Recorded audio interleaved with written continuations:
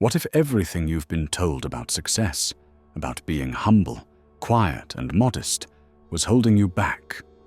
What if the very thing you think makes you virtuous is the one thing quietly erasing your power? In today's world, we're taught to shrink ourselves, to downplay our victories, to stay small so others don't feel threatened. But here's the truth. That is not strength. That's the fast track to invisibility. In this video, we're about to flip the script. We'll talk about how real power isn't earned through silence or modesty, but through unapologetic presence, assertiveness, and self-ownership. So if you're tired of being overlooked, if you're ready to stop shrinking and start stepping into your greatness, this is for you. Stick around, because the world won't make room for you unless you claim it. Let's dive in. You've been advised to be humble, to speak less about your wins, and to walk with your head down even when you've accomplished more than those around you. The message has been clear. Humility makes you noble. Modesty is strength. And downplaying your success is the hallmark of a great leader. But the truth is, they lied. Humility, when viewed by those who hold power, is not a virtue. It's a mask for weakness. Showing off is not the mark of strength, but erasing your presence entirely. That's self-sabotage. A person who refuses to acknowledge their own worth and achievements becomes invisible. And those who trade in respect, perception, and fear won't even notice you. Machiavelli famously wrote, "It is much safer to be feared than loved," when one must choose. But the humble man is neither feared nor loved. He is forgotten. History has no mercy for softness. Take the example of the great Tsar Ivan the Terrible, ruthless, brilliant, and destined for greatness. He didn't whisper about his plans. He executed them with precision, making the world shudder with the force of their impact. He didn't attribute his success to luck or divine intervention. He stood in the center of the storm, claiming it as his strategy. Compare that with the countless men who quietly achieved greatness only to fade into oblivion, their names erased with time. Sure, humility may earn applause from the masses, but those who truly shape history are never remembered by the crowd. The masses don't crown kings. In today's world, humility is often marketed as maturity. You succeed, and what's your first instinct? You apologize for it. You downplay it, as if it wasn't that hard, or you were just lucky, or others played a bigger role than they did. But that's not virtue. It's a muzzle. You muzzle your own power. You cage it in politeness. You water it down to avoid making others feel inadequate. And without even realizing it, you start to dull your edge, turning a sharp blade into a blunt spoon. This is the modern trap. Applause for self-effacement, likes for false modesty, and the quiet win that's never fully acknowledged. While you bend yourself into the background, someone else, louder, colder, and unafraid to be seen, steps right into the space you gave up. Understand this. Humility is not the same as silence. Silence is often strategy. Humility, however, is self-denial. The person who speaks little but commands presence is powerful. The person who belittles their own achievements in an attempt to appear more relatable, they're forgettable. There's a key misunderstanding at play here. We've confused arrogance with assertiveness, confidence with ego, and taught our most capable men that they must appear uncertain in order to earn respect. But this isn't wisdom, it's control. The reality is that most people are uncomfortable with certainty, with unapologetic excellence, with someone who doesn't flinch when they speak of their own dominance. But comfort isn't the goal. Respect is. Power isn't given to those who sit back and wait politely for it. It's claimed by those who walk into a room and say, "I belong here," just like the wolf doesn't ask the sheep for permission to rule the pack. Imagine a battlefield. Two generals. One stands tall, his gaze sharp as a blade, his voice firm and calculated. He tells his troops exactly what they need to do and why they will win. There's no room for doubt. The other general is kinder, more measured. He talks about teamwork, humility, and chance. His men respect him, but they don't fear him. When battle commences, one army moves as a unit, while the other hesitates, waiting for consensus. Now ask yourself, which general is more likely to survive? You can't command respect by lowering your head. At the pivotal moment of any empire, its leader faces a choice. Do I soften myself to comfort others, or do I sharpen myself to preserve what I've built? The humble man yields ground. The dominant man issues a warning. Let's go deeper. Humility teaches you to underestimate your own worth, to avoid making others feel uncomfortable. But as Machiavelli warned, men judge more by the eye than by the hand.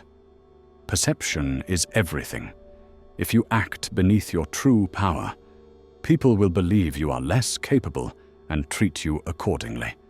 And once they do, regaining your position will not just require assertion, it will require retribution. This is why kings didn't kneel unless they were ready to execute. When you bow too often, people forget you were ever standing tall. You were never meant to apologize for your talents, downplay your instincts, or share the throne with those who didn't earn it. And yet many of you do. You win and immediately explain why you didn't deserve it. You speak, then backpedal to make others comfortable. You lead, but hesitate to call it leadership. With every step, you chip away at your own authority. Humility is not harmless, it's corrosive. It teaches the lion to act like a lamb, and soon, even the lamb forgets the lion ever had teeth. So ask yourself, who taught you that being small was safe? Who benefits from you hiding your brilliance, your mind, your power? It was never for your growth, it was for their comfort.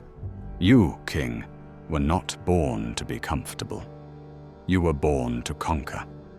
They'll tell you, stay grounded, but what they really mean is, don't rise so high that I have to look up to speak to you.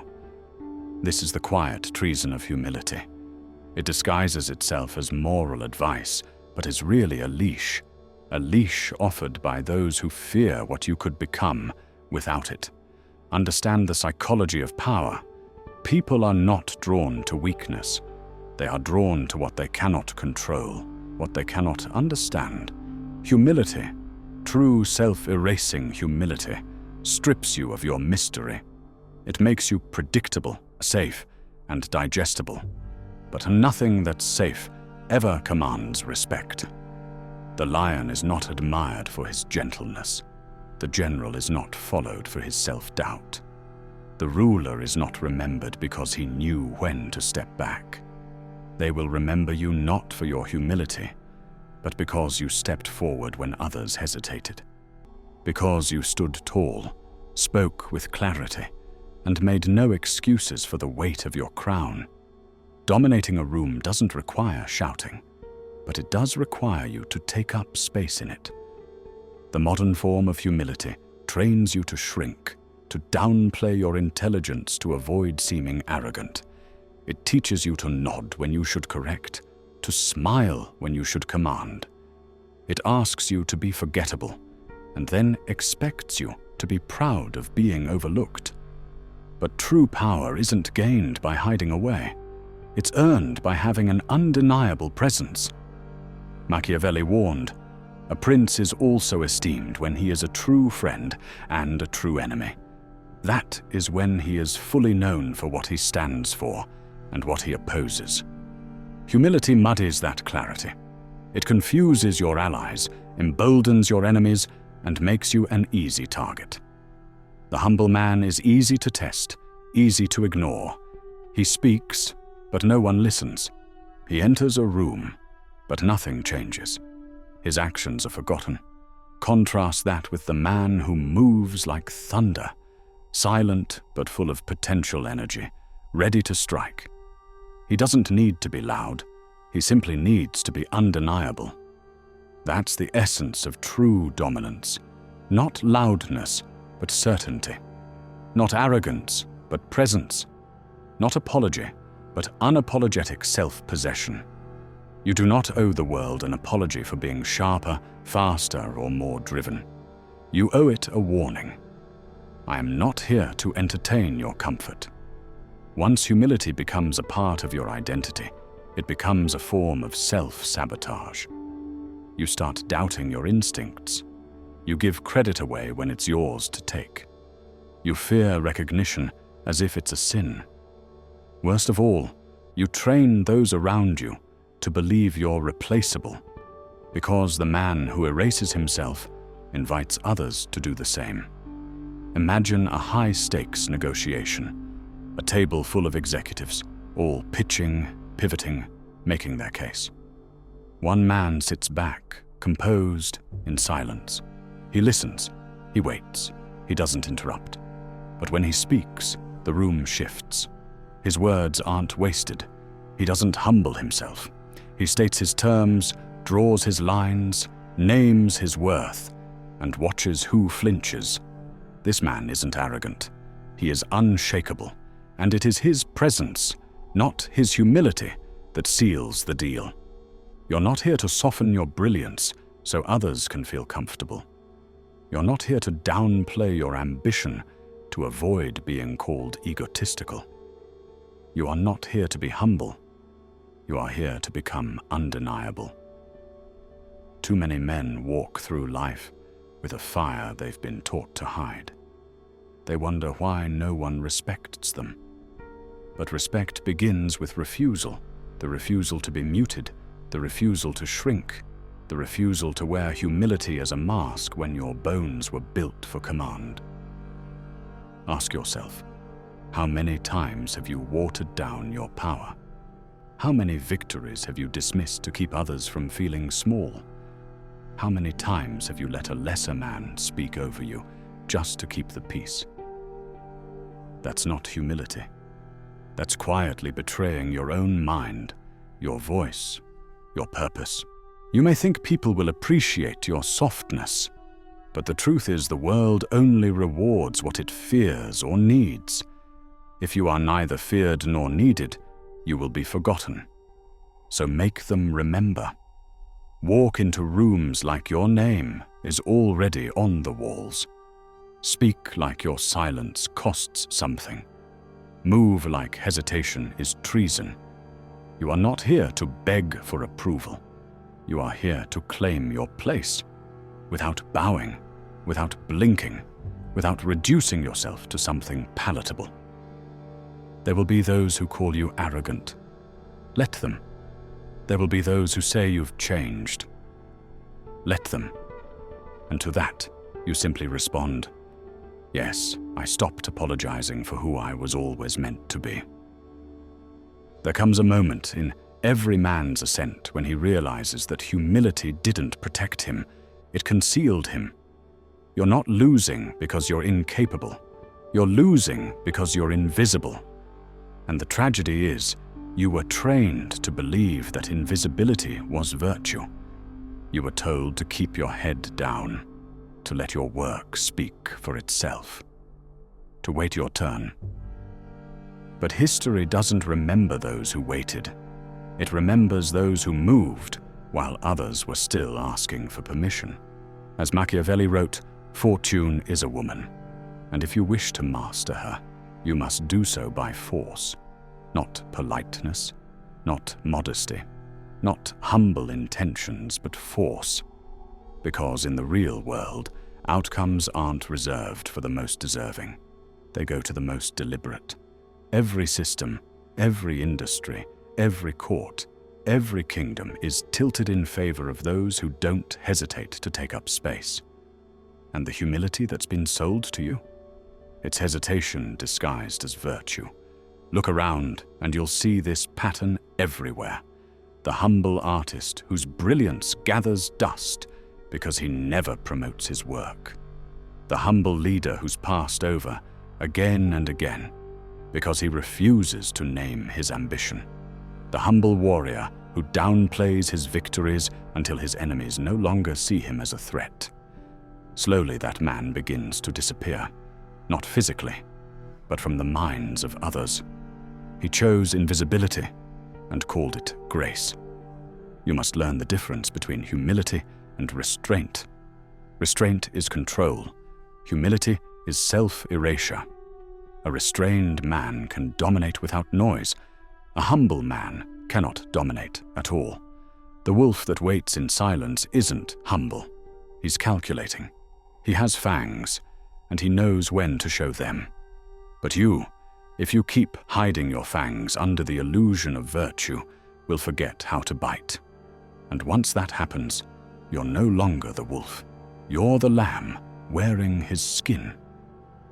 Let's reset the lens with a simple visual. Picture a throne room, marble floors, cold air. Advisors line the walls, whispering, and at the center, a man stands before the king. He's served loyally for years. He's brilliant, quiet, humble. He's never asked for more. But he's overlooked. Why? Because he never made the king look twice. He never demanded that the weight of his presence be acknowledged. Now, a new man arrives, less experienced but bolder. He speaks with certainty. He makes eye contact. He names his vision clearly, and the room shifts. The king sees him because presence is not given. It is declared. This is what humility steals from you. Your declaration. Your ability to imprint yourself on the minds of those who can elevate or destroy you. Power, after all, isn't just about what you do. It's about what people believe you can do. And when you constantly minimize yourself, they will start to believe you. They'll start to think your silence is consent, your modesty is doubt, your deference is weakness, and they will act accordingly. This is why humility isn't just unwise, it's dangerous. In every room, every alliance, every power structure, you are being measured. And when you refuse to state your value, others will assign it for you. And they will always undervalue what you do not price yourself. So if you speak, speak with gravity. If you move, move with certainty. If you win, own the win. Because false humility doesn't make people love you more. It just makes them forget what you've done. They'll gladly take your silence and call it permission. They'll let you disappear behind your manners and thank you for stepping back. Then close the door before you can step forward again. And when you finally realize what's happened, when you try to reclaim what you've given away, you'll find that power doesn't return to the man who abandoned it. It migrates. It takes root elsewhere. It finds new carriers, men who never apologized for wanting it. Ask yourself, right now, are you being humble or are you being erased? Are you being noble or are you being neutralized? Are you leading or hiding behind the illusion of good behavior? The world doesn't change for men who ask nicely. It bends for those who take up the space they've earned, without permission, without apologies, without pretending to be smaller than they are. You were not born to be agreeable. You weren't shaped by hardship to become gentle. You were not gifted with potential just to lower your eyes every time someone weaker than you feels insecure. No king ever built an empire by pretending to be smaller than he was. There's a reason the world doesn't reward the quiet genius. Genius unspoken is genius unseen. And in a world ruled by perception, the unseen man may as well not exist. This is the final cruelty of humility. It convinces brilliant men to bury themselves alive, in silence, in restraint, in false virtue. It turns excellence into a private secret. It makes greatness something you're not allowed to say out loud. And so, you comply. You fold your strength into a whisper. You make your victories small. You cover your fire in fog until the world forgets you were ever burning at all. But power never forgets noise. Power never forgets presence. Power bends for those who refuse to fold. As Machiavelli said, a wise prince should attract to himself capable men and give them honors. But what happens to the capable man who refuses those honors? Who bows his head and says, "I'm just doing my part"? He is forgotten. He fades away.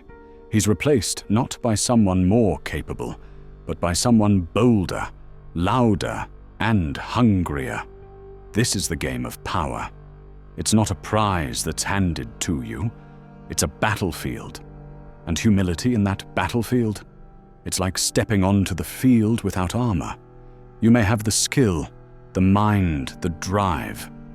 But if you lack the will to assert it, to claim it, to declare it, then you're preparing for a battle you'll never fight.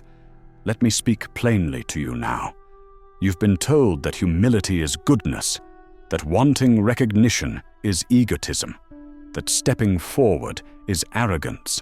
But no, to be good is to live in truth. And the truth is this: you are powerful.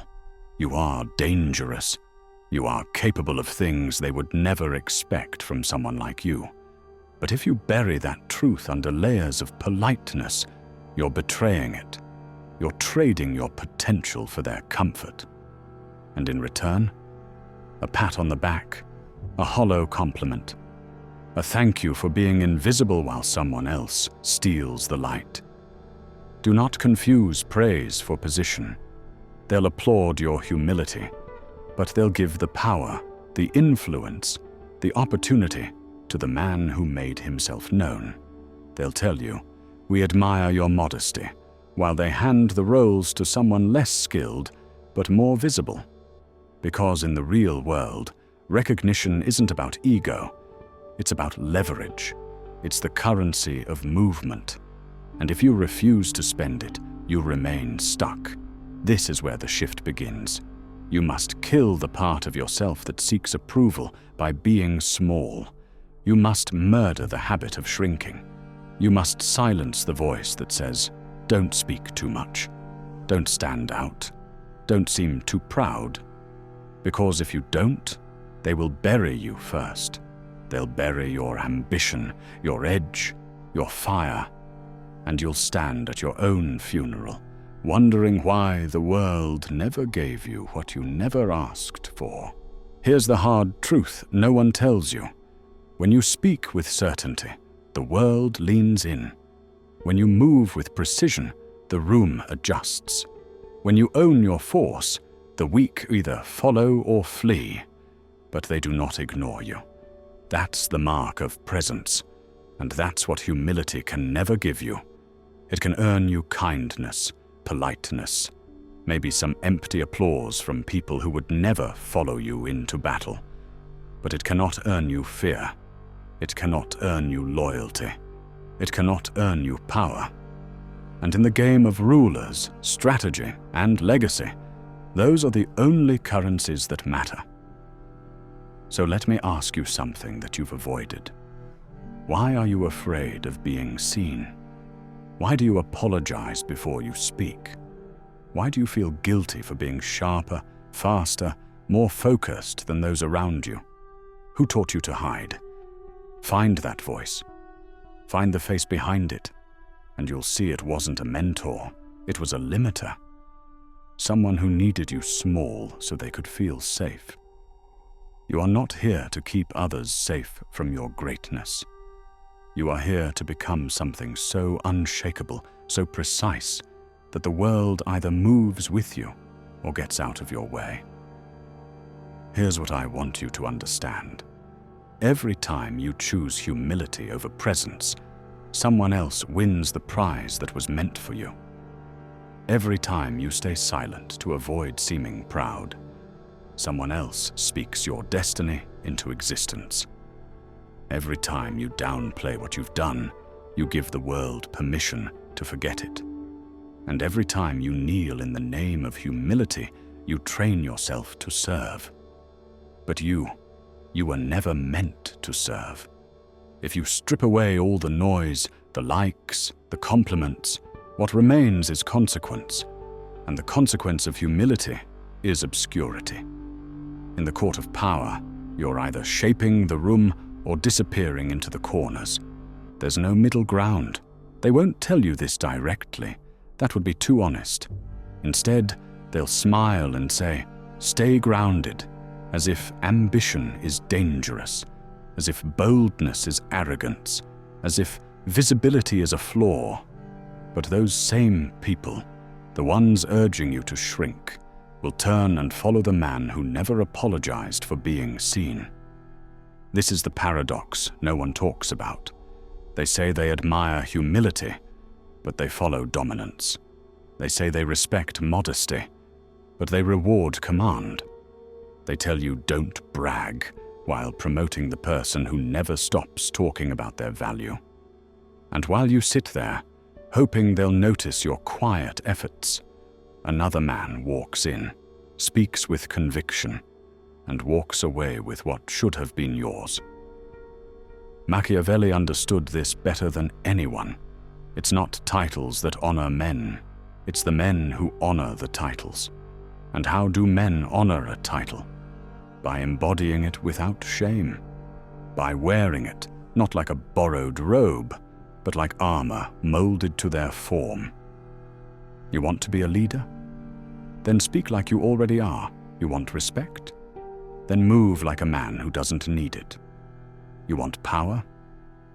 Then show the world that you do not fear the weight of your own voice. Humility, as you've been taught, is not the path to greatness. It's the trap just before it. And the longer you stay in it, the more familiar it feels, until one day it becomes who you are. The man who's always patient, the man who never asks, the man who stays polite even when he's being robbed of his credit, his time, his place. But what happens when patience runs out? When silence becomes suffocation? When humility rots into bitterness? By then it's too late. The doors you didn't knock on are closed. The roles you didn't claim are filled. The respect you didn't demand is now permanently elsewhere. This is the cost. Not in theory, but in your life right now. Let's make this personal. How many times have you let someone less skilled than you speak louder? How many times have you let your ideas be watered down by committee? How many times have you smiled and said, "It's fine," when you knew damn well it wasn't? You called it maturity. You called it patience. You called it humility. But what you were really doing was erasing yourself in real time. And they watched you do it. They watched you carry the load, do the work, swallow the credit, and smile like that made you strong. But it didn't make you strong. It made you replaceable, because no one fears the man who always agrees. No one remembers the man who never raises his hand. No one follows the man who never stands up and says, "This is mine." You want to know why some men rise faster? It's not because they're better. It's because they decided to stop hiding. They speak first. They take credit. They name their value without flinching. Not because they're arrogant, but because they understand this. The world gives more to those who demand more. It's not fair. It's not polite. But it is true. Machiavelli didn't write The Prince for men who wanted fairness. He wrote it for men who wanted results. So stop asking for fairness. Ask for leverage. Ask for clarity. Ask for the room. And then take it. There is no shame in saying, "I built this." There is no guilt in claiming, "I led that." There is no arrogance in standing up and declaring, "I matter and I'm not afraid to be seen." Because if you don't say it, no one else will. And if you don't show it, they'll assume it's not there. You have a choice. You can be liked for being humble, or respected for being undeniable. But you cannot be both. Choose. A lion that hides his teeth is not safer. He's simply closer to slaughter. And a man who hides his greatness, thinking it will protect him, learns too late that humility is not a shield. It's a sheath, a covering for the blade that was meant to be drawn. You were taught to be silent, soft, modest, and told that this was strength, but the kind of strength that never strikes, never claims, never shines, is indistinguishable from weakness, and the world doesn't care what you meant to be. It responds to what you declare. Machiavelli warned us again and again. The prince who waits too long to act loses not only opportunity, but the image of power, and image is everything. A man who walks like he's second place becomes it. A man who speaks like he's unsure confirms it. A man who constantly underplays his value ensures no one will ever overestimate it. This isn't a call to arrogance. It's a call to precision. There's a difference between being humble and being hesitant. There's a difference between respect and resignation. You think the world will reward your restraint? It won't. It will eat you alive and leave your name off the credits. Because the truth is, nobody cares how quietly you built the empire. They only care if they know it was you. And if they don't, someone else will rewrite the story with their name in your place. This is how legends are stolen, not through force, but through your silence. So what do? You speak when it's uncomfortable. You claim what's yours without guilt. You let the room adjust to your presence, not the other way around. Because power isn't granted to the polite. It gravitates toward the man who doesn't flinch when it arrives. You think humility will earn you peace? But peace is not given to the quiet man. It's given to the man no one wants to fight. And that kind of peace only comes from one thing: presence.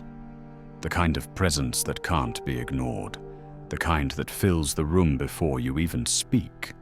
The kind that speaks and no one dares to interrupt. You know what that presence is built on? Conviction. Conviction that your voice matters, that your strength is not a danger, but a compass, that your ambition is not a flaw, but a force, that your victories do not require apology, only direction. Humility will tell you to wait for validation, but legacy doesn't wait. It's carved, claimed, and commanded. And only those who step forward, loud, clear, steady, ever hold the pen. You are not meant to be quiet. You are not meant to be agreeable. You are not meant to be remembered fondly and forgotten easily. You are meant to leave a mark, one that cannot be erased by silence, comfort, or the fragile egos of smaller men. So the next time someone tells you to be humble, ask yourself, are they trying to protect you? Or are they trying to keep you from rising higher than them? Because a king who kneels too long forgets the weight of his own crown. And when he forgets, someone else picks it up. So stay in, speak, and stop hiding, because the world will never make room for a man too humble to walk through the door.